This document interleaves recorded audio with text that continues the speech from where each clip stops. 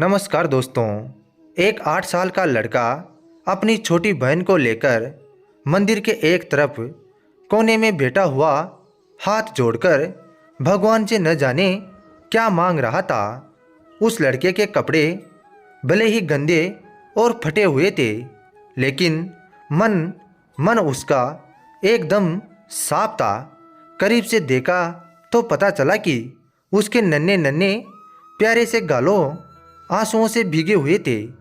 कहीं लोग उसकी तरफ देख रहे थे, मगर वह लड़का बिल्कुल अनजाना अपने भगवान से बातों में लगा हुआ था।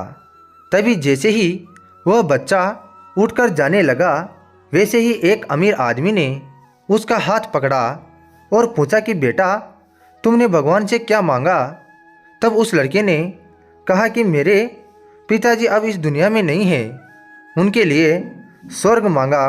मेरी माँ मेरे पिताजी को याद करके खूब रोती हैं, उनके लिए सब्र। और मैंने भगवान से यह भी कहा कि हे भगवान, जब आपको पता था कि हमारे घर में मेरे पिताजी ही कमाने वाले जैसे तैसे घर चलाते हैं, तो आपने उन्हें अपने पास क्यों बुला लिया?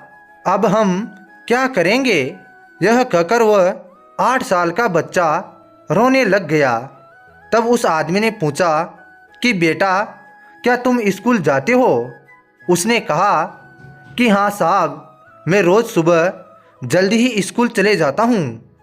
तो वह आदमी पूछता है कि तुम कौन सी क्लास में पढ़ते हो?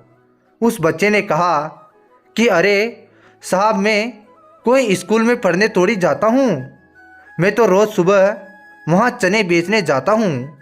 मेरी माँ मुझे रोज़ चने पैक करके दे देती हैं, वही पैकेट में रोज़ स्कूल जाकर बेचता हूँ और स्कूल में कहीं बच्चे मुझसे चने खरीदते हैं। बस हमारा यही तो काम है साहब, और इसी काम में से ही हमारे घर का गुजारा चलता है। यह सुनकर उस आदमी को भी बहुत बुरा लगा। तब उस आदमी ने उस गरीब बच्चे से पूछ ही लिया कि बेटा, क्या तुम्हारे कोई रिश्तेदार नहीं है? कि नहीं साहब, मेरा माँ रोज़ ही झूठ बोलती हैं। तो वह अमीर आदमी चौंक गया और बोला कि कैसे? तो वह बालक बोला कि रोज़ खाना खाते वक्त माँ बस हमें देखती रहती हैं, और जब मैं बोलता हूँ कि माँ तू भी खाना खाओ, तो पता है मेरी माँ क्या बोलती हैं कि बेटा, मैंने तो कब का ही खाना खा लिया। लेकिन साहब, जब खाना मेरे सामने ही बना है तो भला माँ ने कब खाना खाया होगा? अब यह सब सुनकर तब वह आदमी फिर से हैरान रह गया और उसने वजह पूछी। तब उस बच्चे ने कहा कि साहब, मैं अब पढ़ाई नहीं कर सकता, क्योंकि पिताजी के गुजरने के बाद अब मुझे ही कमाना होगा। मैं अपनी माँ को बाहर काम करने नहीं भेज सकता, क्योंकि अगर मेरी होते हुए मेरी माँ को काम करना पड़े तो फिर मेरा पढ़ने लिखने का भी कोई फ़ायदा नहीं। और अगर अब पढ़ना लिखना ही होगा तो मैं अपनी छोटी बहन को पढ़ाऊँगा।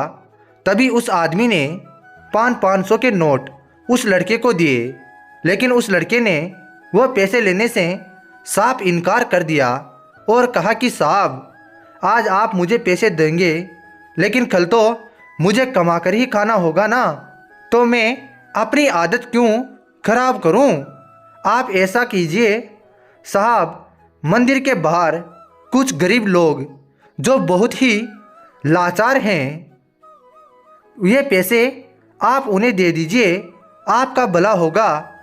जिन्हें आपके पैसे की सख्त ज़रूरत है, उन्हें ये पैसे दीजिए साहब।